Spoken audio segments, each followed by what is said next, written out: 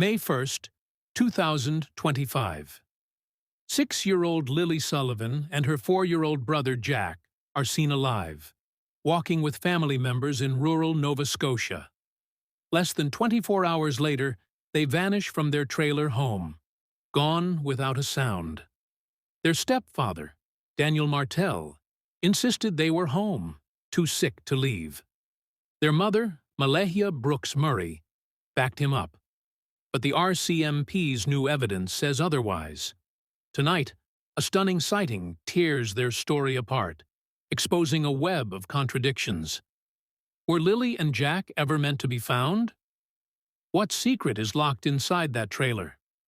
On May 2nd, 2025, at 10 a.m., a panicked 911 call from a trailer in Lansdowne Station, Nova Scotia, shattered the quiet. 6-year-old Lily Sullivan and her 4-year-old brother Jack were gone. No screams, no tracks, no signs of a break-in, just a sliding door left ajar and their boots missing. Pink for Lily, blue dinosaurs for Jack. The trailer, cluttered with toys and car parts, sat on Gearlock Road, a remote strip where neighbors are few and the woods feel alive. The RCMP mobilized instantly. 160 volunteers, K-9 units, drones with infrared, and helicopters combed 5.5 square kilometers of tick-infested forest, scarred by Storm Fiona. A single child's footprint near a creek led nowhere. By May 7th, the search scaled back, Staff Sergeant Curtis McKinnon stating the kids were unlikely alive. Daniel Martel, the stepfather, and Malehia Brooks Murray, the mother, claimed the kids slipped out while they slept with their toddler, Meadow. But neighbors, like Madison Spears, described a strained home, with Daniel often leaving late at night. Just 24 hours after the disappearance, Daniel spoke to CBC, his words jarring. Awesome kids, very, very kind. They'll talk to anyone. They want to go with anyone. They're just looking to have as much fun as they can. Jack just absolutely loves bugs, dinosaurs, and anything like that. But Lily loves girly things, but she also loves doing everything with Jack, bugs. They're like best friends. Past tense after only a day? Why speak of Lily and Jack as if they were gone forever?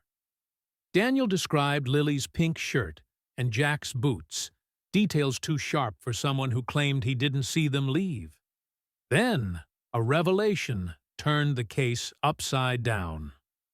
On May 28, 2025, the RCMP revealed a staggering update.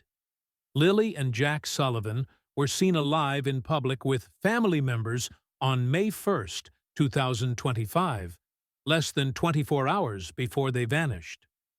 Hours of video from Lansdowne Station confirmed it, shrinking the disappearance window to 19 hours.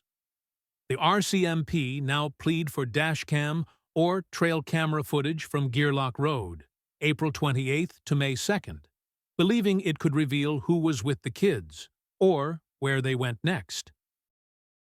As the missing persons investigation into the disappearance of Lily and Jack Sullivan continues, we are appealing to the public for additional video footage. Investigators have collected hours of video from areas surrounding Lansdowne Station.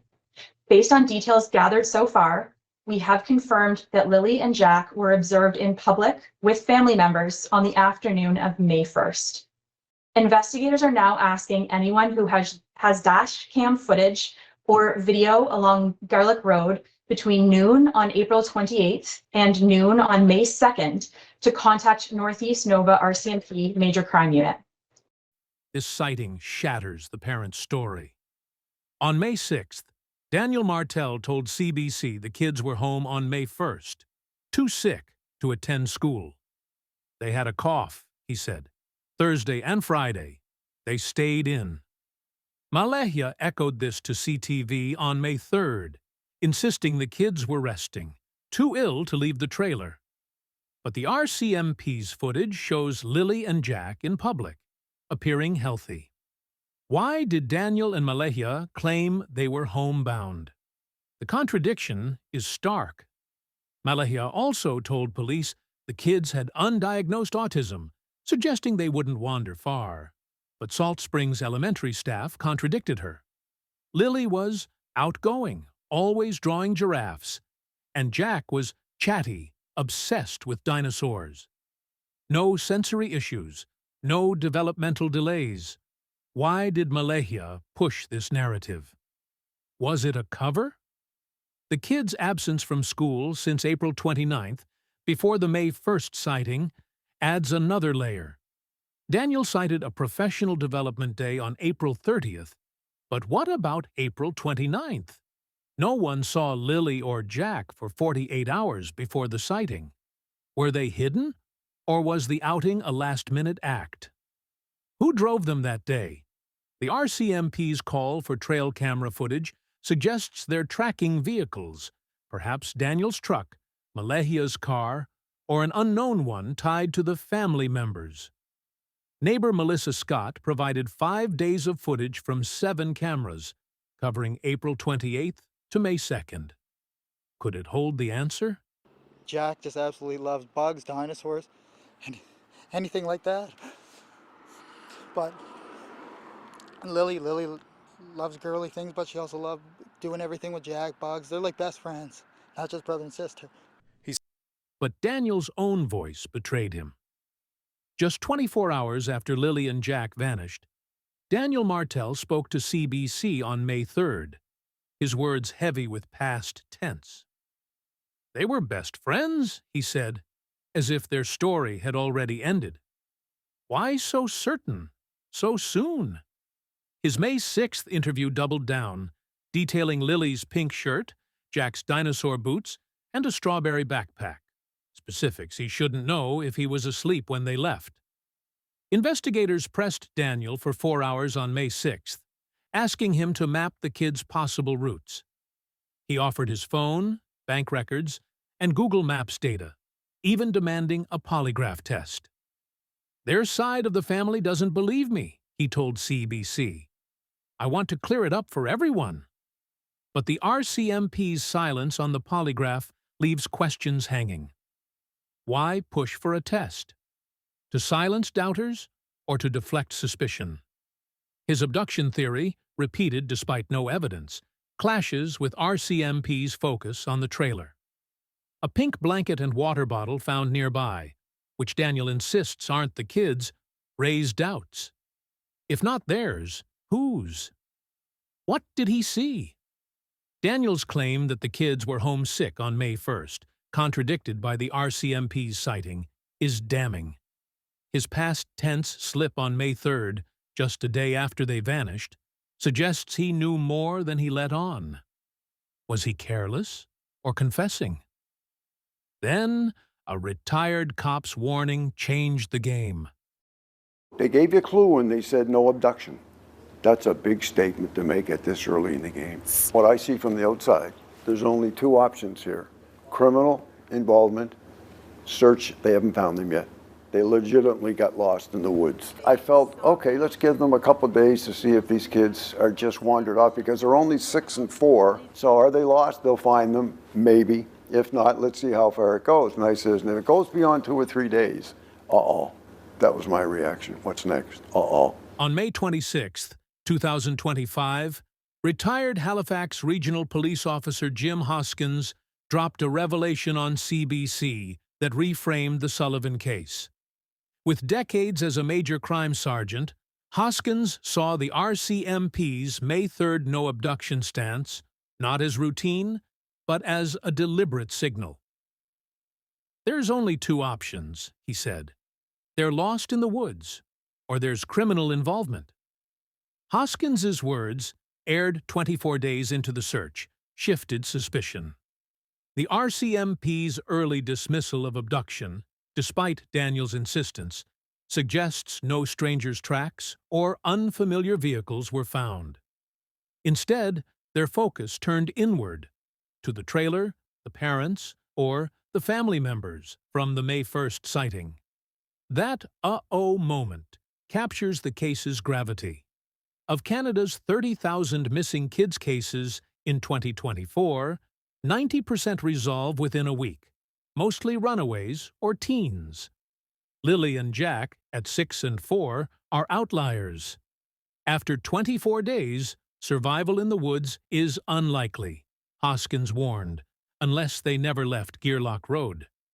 His insight explains the RCMP's return to the trailer's surroundings on May 17th and 18th, with 115 volunteers scouring specific areas.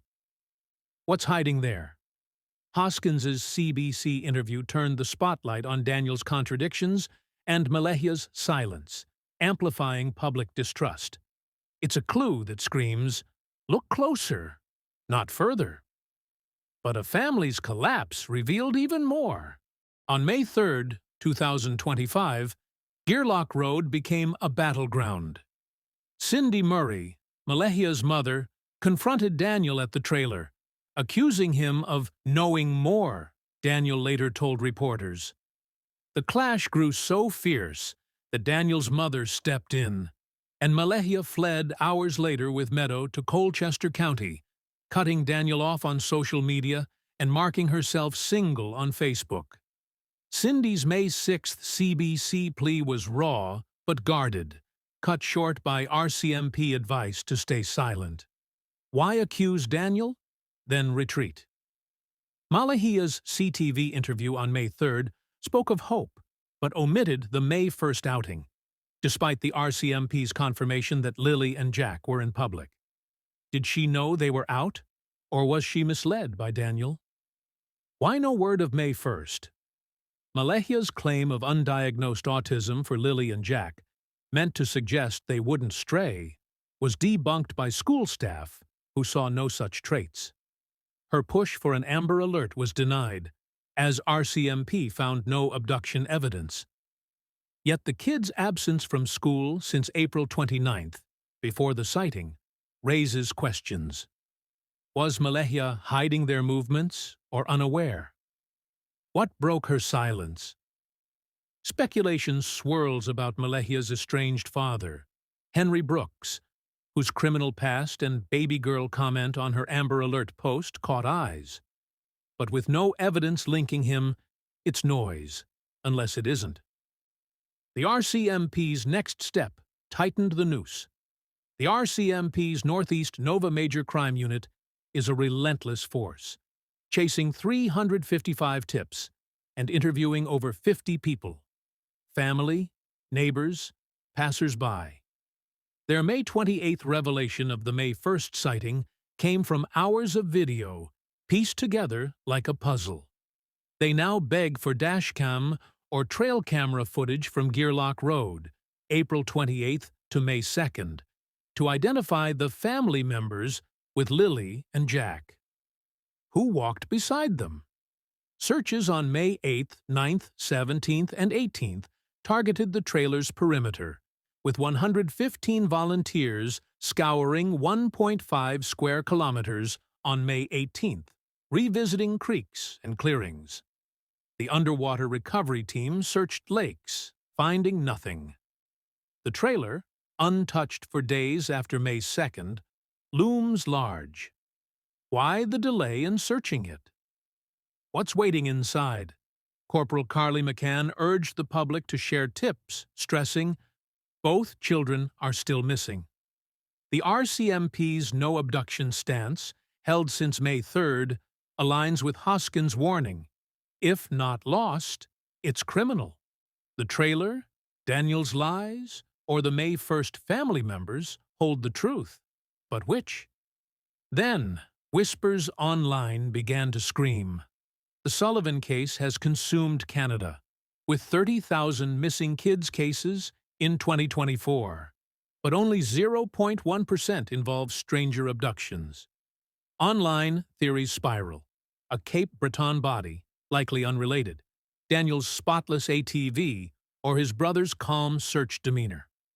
Ex-posts cite 2 black SUVs near Gearlock Road on May 2nd, but RCMP haven't confirmed. The May 1st sighting stokes speculation.